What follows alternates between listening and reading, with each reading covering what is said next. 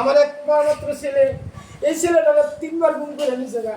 এই ছেলের জন্য আজকে অনেক কিছু ত্যাগ করছি, জমি, গাড়ি, বাড়ি, টাকা পয়সা। আর আরেকটা বিষয় হচ্ছে প্রতি মাসে 6 থেকে 7 তারিখে আমার উপরে হামলা হয় বেশিরভাগ, যে আমি 8 থেকে 10 তারিখের ভিতরে বেতন পাবো। তারা একের পর এক মিথ্যা মামলা, থানা পুলিশ জীবিকা ধরাই দেয়, ভয়ভীতি দেখায়, একটা না একটা খোঁচা দেয়। আমার বাল বাচ্চা নিয়ে আমি খামু দুটা বাদ। আমার ঘরে 10টা ফ্যামিলি, 10টা পরিবারের সদস্য, তাদের নিয়ে ডাল ভাত খাওয়ার ক্ষমতা হয় না। কারণ প্রতি মাসের 6 থেকে 7 তারিখে আমার উপরে টর্চারিং, অত্যাচার, নির্যাতন আমার বাড়িতে এসে মারে।